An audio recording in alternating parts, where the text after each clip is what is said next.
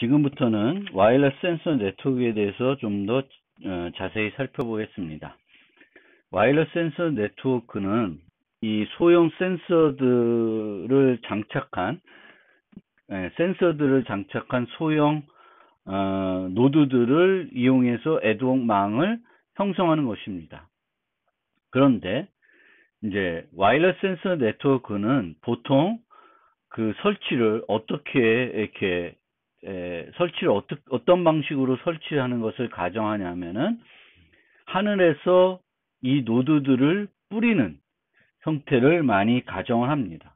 그러니까 그 사람들이 적절한 위치에 적절한 센서들을 설치하는 그런 형태가 아니라 임의로 설치를 하는 거예요. 그래서 예를 들면 전쟁에서 적군의 움직임을 감시하겠다. 센서 네트워크로. 그러면 어떤 식이냐면은 먼저 헬리콥터나 비행기를 통해서 특정 지역에다가 센서들을 뿌립니다. 그러면 이 센서들을 통해서 애드옥 네트워크망이 형성이 됩니다. 이거를 센서 필드라고 합니다. 그리고 이 센서 필드 주변에 싱크를 설치하게 됩니다. 그러면 이제 와이어러스 센서 네트워크가 만들어지는 거예요. 이때 적군이 이렇게 등장하게 되면 이 적군을 주위에 있던 노드들이 적군을 탐지하게 됩니다. 센싱하게 되고, 센싱하게 되면 이런 식으로 다중호흡을 통해서 싱크에게 그 사실이 전달되고, 싱크는 본부에게 연락하는 형태를 통해서 발견하게 됩니다. 이것이 와이어러스 센서 네트워크의 일반적인 동작 형태라고 보시면 되겠습니다. 그럼 여기의 특징이 뭐냐면은 이렇게 하늘에서 센서 노드들을 뿌리기 때문에 어떤 노드가 어떤 노드의 이웃이 될지는 사전에 알기 어렵습니다. 그것이 이제 여러 가지 보안 장치를, 암호 기술을 적용하는데 어려움이 있게 됩니다. 그러면 이런 임의로 배치되는 센서 네트워크에서의 특징을 살펴보면 노드의 사후 배치에 대한 사정 정보가 미흡하다. 이 노드의 이웃이 누가 될지는 사전에 알 수 없다라는 것입니다. 노드의 능력도 제한이 되는데 센서 네트워크에서는 소형 장치들이기 때문에 제한된 계산 능력을 가지고 있고요. 이 때문에 보안을 위해 공개키를 사용하는 것이 힘들 수도 있습니다.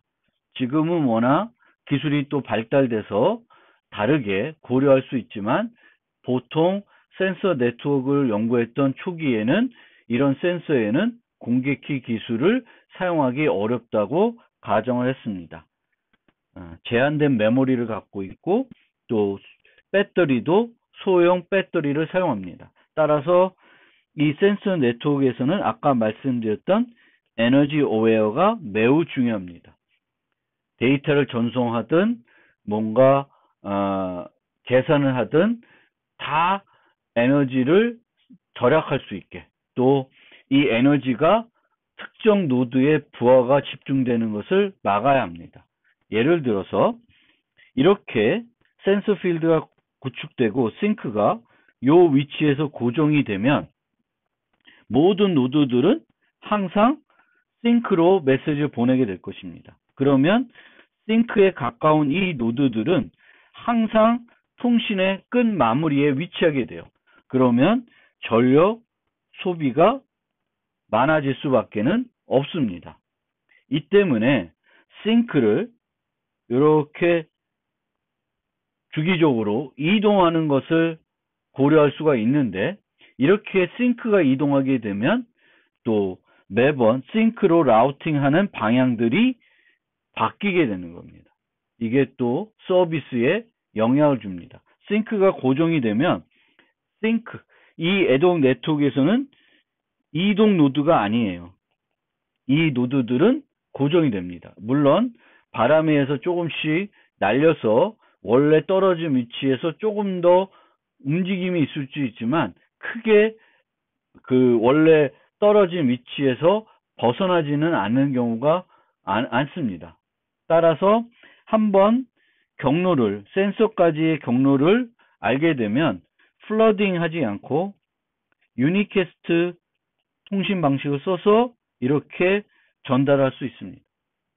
이 노드가 방송을 하게 되면 주변 노드들이 다 받지만 이 노드만 중계하는 형태로 그 통신을 할 수 있다는 것입니다.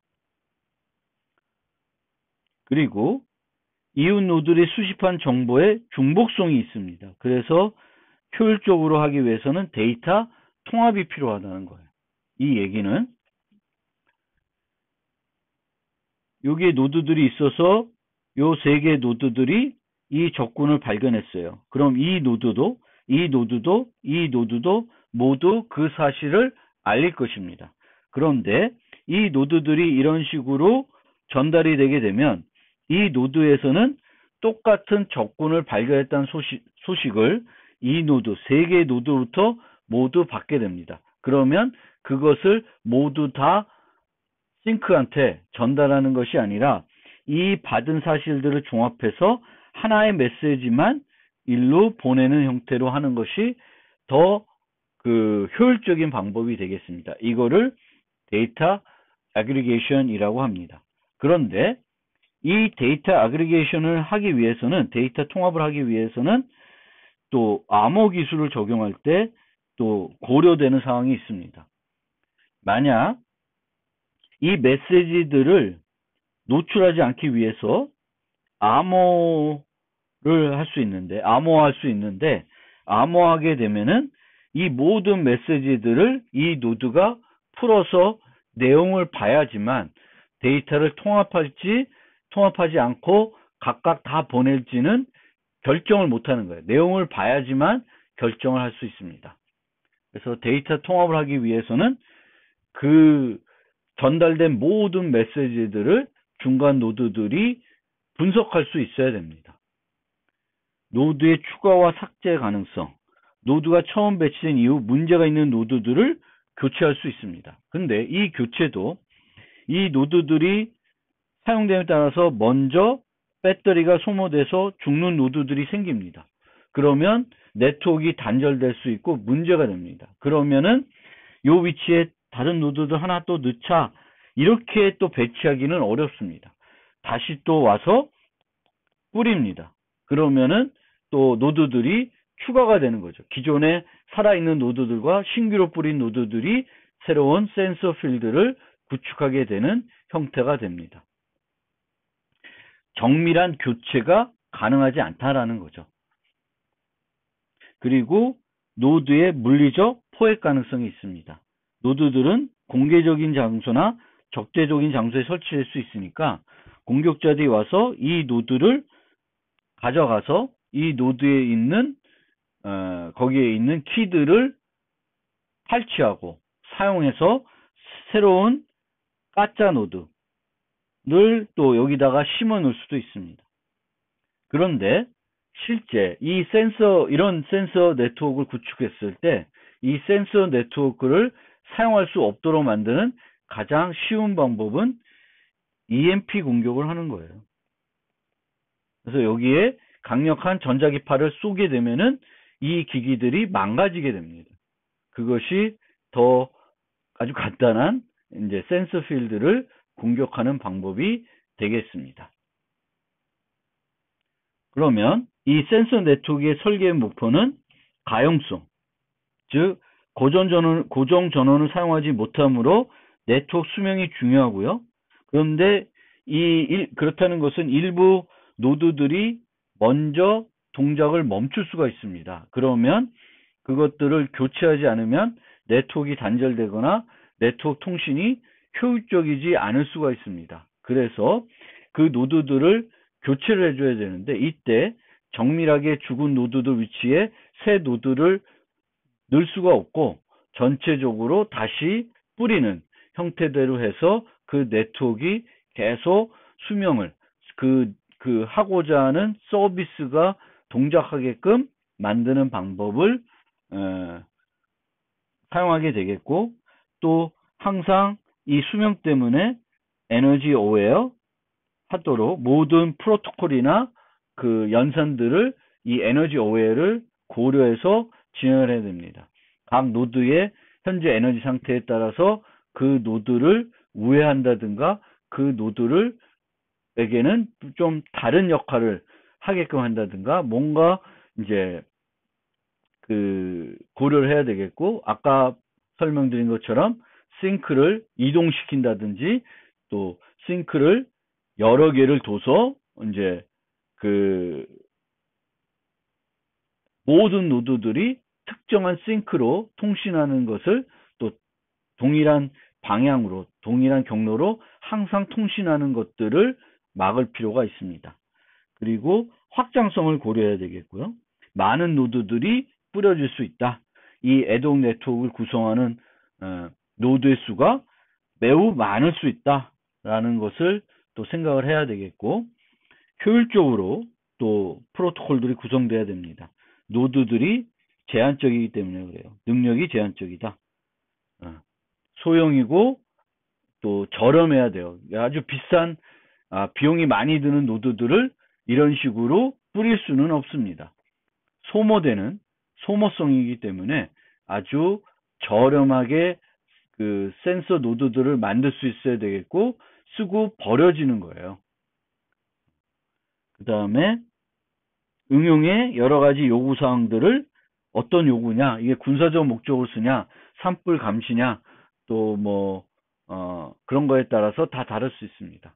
산불 감시 같은 경우에는 하늘에서 쏠 수도 있고, 실제 사람들이 이동하면서 적절한 위치에 센서 노드들을 설치할 수도 있습니다. 이럴 경우에는 또 이 노드의 이웃 노드가 어떻게 될지는 또 미리 결정해서 배치를 할 수도 있는 거가 되겠습니다.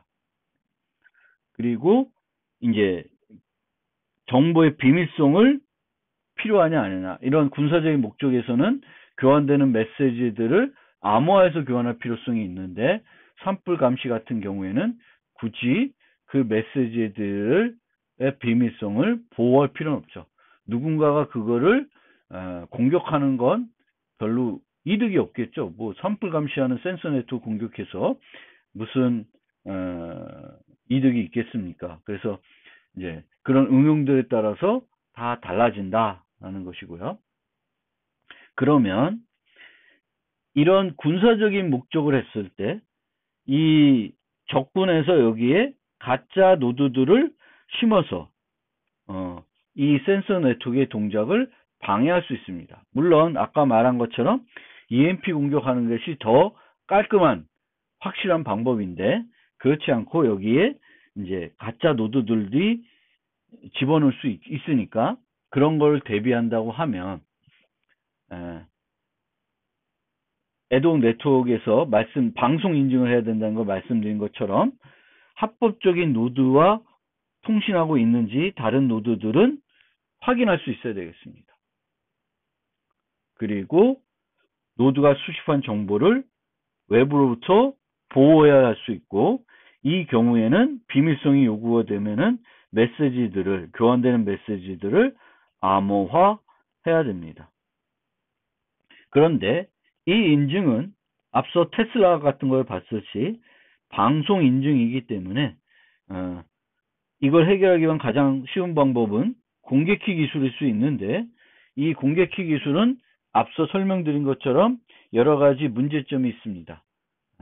비용 측면에서도 문제점이 있고, 또 뭔가 어떤 서비스에 따라서는 그 인증 기반 공개키 기술 쓰면은 인증기관 등 또 실내 서버들과의 어떤 접근들, 폐지 여부 뭐 이런 걸 확인하기 위해서 이제 서버에 접근해야 될 수 있습니다.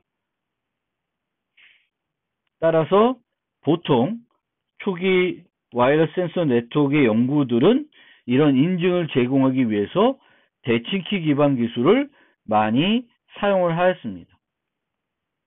그러면 대칭키 기술을 사용하는 인증 방법에 대해서 간단하게 한번 한 예를 들어서 설명을 해드리겠습니다. 보통 와이어러스 센서 네트워크에서 대칭키 기반 인증 기술을 사용하게 되면 노드들이 총 3종류의 대칭키를 사용할 수 있습니다. 하나는 마스터키인데, 마스터키는 모든 노드와 싱크 간에 공통적으로 공유된 대칭키입니다.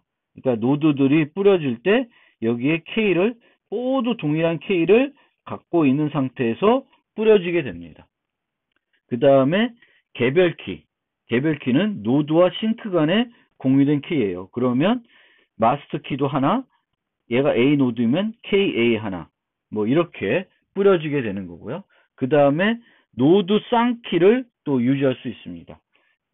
여기가 A고 B면은 B 노드이고 A가 A 노드이면 A 노드는 마스터 키 하나, 그 다음에 개별 키 하나, 그리고 이웃 노드들 간에 KAB 같은 것을 확립해서 요 KAB를 이용해서 AB 간의 비밀 통신을 할 수 있습니다. 그러면 이렇게 3종류의 키를 노드가 가지고 있을 때 실제 센서의 기본적인 목적은 센싱한 정보를 싱크에 전달하는 것입니다. 그러면 이 싱크에 센싱한 정보를 어떤 식으로 이 키들을 이용해서 어떻게 전달할 수 있는지 생각을 해봅시다. 마스터 키만 이용하는 경우, 이 경우에는 모든 노드들이 풀어볼 수 있죠. 풀어봐서 데이터 통합도 할 수 있고요. 내용을 볼 수 있으니까 데이터 통합을 할 수가 있고 할 수 있습니다. 그런데 문제점은 노드 포획에 대한 강건성이 전혀 없습니다. 이 노드를 포획하면 얘를 마스터키는 확보가 되기 때문에 쉽게 마스터키를 빼내가지고 이제 집어넣을 수 있습니다. 물론 이런 여기에 저장된 키들을 뽑아내지 못하기 위해서 하드웨어 모듈, 안전한 하드웨어 모듈들을 사용할 수가 있죠. 하드웨어 모듈을 사용해서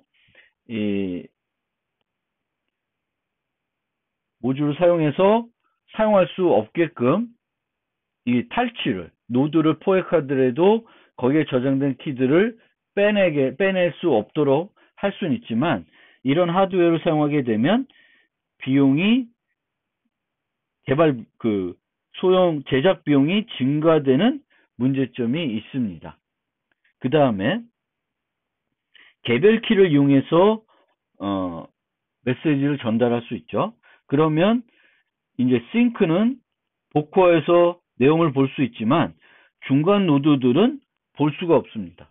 중간 노드들은 이 메시지를 확인할 수 있는 방법도 없습니다. 인증도 제공 못하고 데이터 통합도 가능하지 못합니다. 세 번째 방법은 노드 쌍키를 사용하는 건데, 그럼 A, B, C, D 해서 싱크까지 간다. 그러면 각각 구간을 KAB, KBC, KCB, 또 KD로 암호해서 통신을 하면 될 것입니다. 그런데 이렇게 하게 되면은 각 노드마다 암 복화가 반복적으로 이루어져야 됩니다. 비용이 기존 방법 1과 방법 2에 비해서는 높은데 데이터 통합은 가능합니다. 왜? 풀어서 다른 메시지, 기존에 받았던 메시지와 비교해서 같으면 이 메시지는 이제 무시할 수 있고, 또 여러 메시지를 좀 수신한 다음에 기다렸다 통합해서 보낼 수도 있게 되겠습니다. 그러면 방법 3을 사용하려고 그러면 뭐가 필요하냐면 노드상 키를 어떻게 확립하냐, 이게 이제 문제가 될 텐데, 우리가 중간고사 이전에 키 확립 프로토콜 같은 것을 살펴봤을 때 뭐 DPM 방식을 쓴다든가 이런 건 가능하지 않고, 또 실내 서버를 이용해 가지고 대칭 키를 확립하는 것도 사용할 수 있는 방법이 아닙니다. 그래서 이 애동 네트워크에서 노드 간 그 노드 쌍키를 어떻게 확립하는지 한번 예를 통해서 설명해 드리겠습니다. 주로 확률적 기법을 많이 사용하는데 이 확률적 기법이란 뭐냐면은 키풀을 만들어요. 그리고 이 키풀에서 일정한 개수의 키들을 노드에 넣어서 노드를 배포합니다. 그러니까 배치를 하게 됩니다. 그래서 노드들이 키링들이 여기에 있는 거예요. 각자. 그러면 나중에 이제 배치가 나고 나면 서로 이웃들 간에 통신을 해서 너 어떤 키 갖고 있니? 이런 걸 물어보게 되고 나 1번 갖고 있어. 나도 1번 있어. 그럼 우리 1번으로 서로 통신합시다. 이렇게 해서 키 확립하는 방법이 이제 이 확률적 기법이 되겠습니다.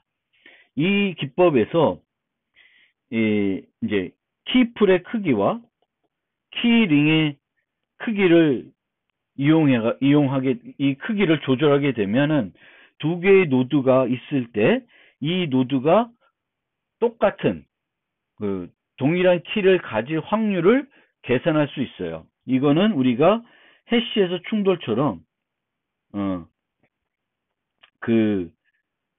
생일 파라독스 개념을 적용할 수 있습니다. 그런데 이 조절을 할 때 키풀의 크기를 조절할 수는 없고 얘를 조절할 수는 있는데 키링의 크기를 조절하기는 어렵습니다. 키링은 이 노드가 갖고 있는 메모리에 의해 제한이 됩니다. 그래서 이 노드에 집어넣을 수 있는 키의 개수를 고려해서 키링의 크기를 결정하고 키링의 크기가 결정이 되면은 그걸 바탕으로 내가 이 두 노드가 50%의 확률로 동일한 키를 갖게끔 만들고 싶다. 그러면은 얘를 키풀을 얼마만큼 크기로 만들지가 결정이 됩니다. 그래서 그렇게 해서 결정을 해가지고 그 크기대로 키링들 이 풀에서 임의의 노드 키들을 뽑아서 노드들한테 저장을 한 다음에 이제 임의로 설치하게 되겠고 설치가 된 다음에는 노드들 간에 통신을 해서 서로 어떤 키를 갖고 있는지 서로 교환을 함으로써 노드 쌍키를 확립하는 방법이 이 확률적인 센서 네트워크에 사용하는 확률적인 기법이 되겠습니다. 그런데 이 과정에서 요 두 개의 경우에는 확률적이기 때문에 동일한 키를 가지고 있지 못할 수 있습니다. 이럴 경우에는 이렇게 이웃 노드들을 통해서 확립하는 방법도 있습니다. 이거를 경로키 확립 단계라고 합니다. 그래서 사전 분배할 때 이제 키링을 각 노드에 넣어서 배포를 하고 그러면 이제 배치가 된 이후에는 이웃들과 통신을 해서 이웃과 공유할 키들을 설정하게 되겠고 이웃인데 공유할 키가 없어요. 키링에 공통된 키가 없으면은 다른 이웃들을 활용해 가지고 그 키를 확립하는 방법을 사용하게 됩니다. 지금부터 차량 애드혹 네트워크에 대해서 설명해 드리겠습니다. 차량 애드혹 네트워크는 차량이 노드가 돼서 다중헙 통신을 통해서 서로 메시지를 주고받아서 운전자의 편의와 도로교통 안전을 향상시키는 그런 네트워크가 되겠습니다. 차량에는 OBU라는 장치가 장착이 되게 되겠고 도로 곳곳에는 RSU라는 장치가 장착이 되겠습니다. 이런 장치들은 컴퓨팅 장치와 통신할 수 있는 장치가 결합되어 있는 그런 장치라고 보시면 되겠고 이 도로에 있는 차량들은 서로 메시지를 이 OBU를 통해서 교환을 할 수 있습니다. 예를 들어서 안개가 많이 낀 도로에서 사고가 발생하게 되면은 연속 추돌이 일어날 수 있고 많은 피해를 발생시킬 수 있습니다. 이럴 때 반에서 만약 구축이 되어 있다 그러면 사고 난 차량이 후속 차량한테 사고가 발생하였다는 것을 알려줄 수 있고, 그렇게 알려주면은 그 사고 차선을 피해서 또 속도를 줄여서 추가적인 사고를 방지할 수 있습니다. 예를 들어서 이렇게 사고가 발생되면 후속 차량들한테 메시지를 알려서 다른 차선으로 이동한다든지 속도를 줄인다든지 그런 조치들을 취할 수 있습니다. 그래서 뭐 지금도 이런 전기 자동차 등 차량 기술들이 많이 발전을 해서 이 차량에 많은 요소들이 예전에 어떤 기계적인 어떤 움직임을 통해서 동작을 했다 그러면 점차 전자적인 요소로 동작을 하게 되고, 더 나아가서 소프트웨어를 통해서 여러 가지 기능들이 동작하는 차량으로 발전을 하고 있습니다. 그리고 차량 애독 네트워크에서 참여할 수 있는 어떤 노드가 되기 위해서는 이제 서로 통신을 할 수 있는, 차량 간에 통신할 수 있는 그런 장치가 같이 포함이 돼야 됩니다. 그래서 미래 반넷에 참여하는 자동차 차량들은 그런 OBU를 탑재를 할 것이고요.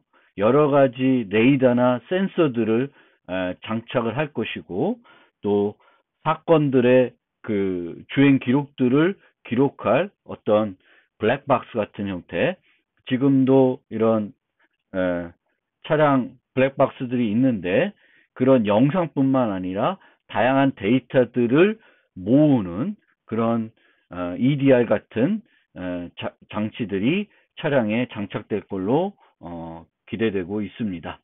그리고 이런 OBU들은 다른 OBU들과 또 RSU와 DSRC라는 그 표준 통신 방법을 통해서 통신하는 것으로 되어 있습니다. 그러면 이 DSRC에 대해서 좀 설명드리면, 우리가 IEEE 802.12p 기반이며 이런 주파수 대역을 쓴다고 하는데, 전송 반경은 최대 1km에서까지 지원이 됩니다. 그러니까 여러 4개 클래스로 구분이 되는데 어떤 클래스를 이용하냐에 따라서 전송 반경들이 차이가 납니다. 그리고 보통 안전운전 응용에서는 차량들이 계속 주기적으로 자신의 상황을 주변 차량한테 알리는 메시지를 보내게 됩니다. 그리고 이제 사고같이 아주 긴급한 메시지의 경우에는 클래스 3이 아니라 클래스 4로 전송을 해서 보다 더 빨리 많은 차량에게 그 정보가 전달될 수 있도록 하는 식으로 설계가 되어 있습니다. 그래서 일반적으로는 그 주기적으로, 그러니까 1초에 한 3-4번은 자기의 현재 상태를 클래스 3 400m 거리에 되는 그 무선 메시지로 다른 차량들한테 자신의 정보를 알리고, 그러면 차량들은 그 정보를 바탕으로 여러 가지 인공지능 요소들을 집어넣어서 상황 파악을 할 수 있게 하고, 자율주행할 경우에는 주변 차량들을 쉽게 더 인식할 수 있도록 해줄 수 있습니다. 그런데 아까 말씀드린 것처럼 긴급한 사고 발생 같은 긴급한 상황에서는 이제 그 클래스 4로 더 먼 거리로 보내게 되는 겁니다. 그런데 반넷 통신은 이 도로의 상황들을 조금 잘 살펴봐야 됩니다. 그래서 현재 도로에 차량들이 많을 수도 있고 차량들이 매우 적을 수도 있습니다. 따라서 도로 교통 상황에 따라서 현재 그 노드 주변에 다른 노드들의 존재 여부가 많이 달라질 수 있습니다. 그 위치와 상황에 따라서 많이 달라질 수 있고, RSU의 설치 상태에 따라서도 이 RSU들과 늘 통신할 수 있지 못할 수도 있습니다. 그래서 이런 문제들 때문에 차량은 차량 간에는 DSRC를 이용해서 통신하는 형태로 하겠지만 차량과 인프라 간의 통신은 꼭 DSRC를 이용해서 RSU를 통해서 통신하는 것이 아니라 5G나 LTE나 DMB처럼 사용자가 휴대하고 있는 핸드폰을 이용한다든지 아니면 차량 자체에 그런 5G, LTE 이런 통신 그 요소들까지 넣어서 이제 차량 간 통신이 아니라 기반 구조와의 통신할 때는 이런 다른 통신 메커니즘을 사용할 수도 있습니다. 반넷의 보안 요구사항을 좀 살펴보면은 이 역시도 이 방송 인증이 필요합니다. 합법적인 노드들이 어떤 전달된 메시지인지 그렇지 않은지 구분을 해야 돼요. 그런데 이 합법적인 노드라는 개념이 차량 네트워크에서는 조금 다른 것들, 예를 들면 군사 목적을 한다든지 아니면 센서 네트워크 같은 경우에 이런 경우에는 이제 확실히 어떤 합법적인 노드라는 개념, 적분이면 합법적인 노드가 아닐 테고 센서 네트워크 같은 경우에는 그 원래 주체가 뿌린 그런 센서들이 아닌 다른 노드들, 어떤 공격을 하기 위해서 그 네트워크에 뿌려진 노드들과 구분을 해야 되는데 차량 애드온 네트워크에서는 이 차량에 포함된 그런 각 모든 차량들은 다 합법적인 차량일 수 있습니다. 그런데 이 차량들을 우리가 인증을 해야 되는 거죠. 특정 차량이 보낸 메시지인지 아닌지를 구분할 수 있어야 됩니다. 그리고 그것을 이용해서 암호키를 뭐 이게 공개키가 됐든 대칭키가 됐든 그거를 관리할 텐데 그러면 이 암호키가 이제 차에 설치가 돼야 될 것이고 그 키들을 심지어 소유주, 차량의 소유주조차도 함부로 바꾼다든가 조작을 한다든가 이 장치들을 조작한다든가 그렇게 할 수 없도록 되어 있어야 돼요. 만약에 그걸 조작하게 되면은 나중에 어떤 문제가 됐을 때 이 차량이 아니라 다른 차량이 보낸 메시지처럼 될 수도 있고 여러 가지 문제, 이 교통에 도움이 되는 것이 아니라 교통에 방해가 되는 메시지가 될 수도 있습니다. 그래서 이 경우에는 이제 여전히 방송 인증이 필요한데 이 방송 인증을 하기 위해서 사용되는 키들의 관리가 매우 중요하고 조금은 이제 다른 어떤 네트워크하고는 요 측면에서 좀 차이가 많이 있다라는 걸 여러분들이 좀 인식해 주었으면 좋겠고 또 프라이버시를 제공해야 된다라는 측면도 있어요. 이런 차량들이 계속 DSRC로 자기의 상황을 주변 차량들한테 보내기 때문에 그 차량들의 정보들을 이용해서 특정 사용자가 어떻게 운행을 했는지 수집을 하게 되면 상당히 프라이버시 침해가 될 수 있습니다. 그런데 이 차량 네트워크는 또 차별 특이점이 뭐냐면은 차량 운행은 반넷을 사용하지 않아도 여러 가지 프라이버시가 침해되는 요소들이 많이 있습니다. 우리가 주변에 이제 교통 CCTV도 많이 설치가 되어 있고 또 과속 운전 카메라들도 있고 또 요금 때문에 이런 이제 톨게이트에 빠져나가면서 요금 계산도 해야 되겠고 이런 여러 가지 상황들 때문에 이 차량의 프라이버시가 완벽하게 보호될 수는 없습니다. 따라서 반넷의 중점은 완벽한 프라이버시를 제공하는 것보다는 이 반넷을 씀으로써 이런 것보다 더 구체적이고 더 쉽게 어떤 사용자의 프라이버시가 위배되지 않게끔 해야 되는 그런 측면이 있습니다. 그러니까 완벽한 프라이버시를 제공한다기보다는 프라이버시 침해가 반넷의 사용 때문에 더 쉬워지지 않도록 하는 정도로 어떤 프라이버시를 제공해 줄 필요가 있고, 그런데 이 경우에는 여러 가지 사고나 문제가 발생했을 때 누구의 잘못이고 무슨 문제가 있는지, 또 범죄에 사용되는 등 이런 것들 때문에 조건부 프라이버시를 제공해서 법적으로 법원에 뭔가 어떤 승인이 나면은 그 메시지들, 교환됐던 메시지들을 철회해서 어떤 차량들이 메시지를 보냈는지 이제 수사기관이나 이런 데서 알 수 있도록 할 필요가 있습니다.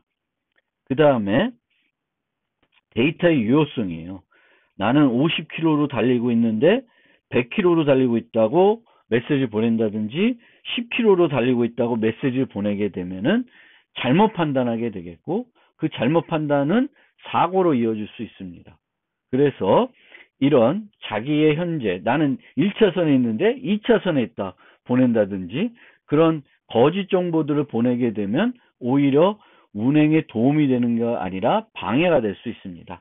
그런데 이런 어떤 잘못된 데이터의 전송은 차량에 있는 시스템들을 잘 만들어서 쉽게 해킹을 한다든지 운전자들이 뭔가 조작해서 엉뚱한 메시지를 보내게끔 만들지 못하도록 해야 될 것이고, 받은 데이터의 유효성 여부의 검증은 암호 기술을 이용하는 것이 아니라 인공지능이나 데이터 분석 기술을 이용해 가지고 분석할 필요가 있습니다.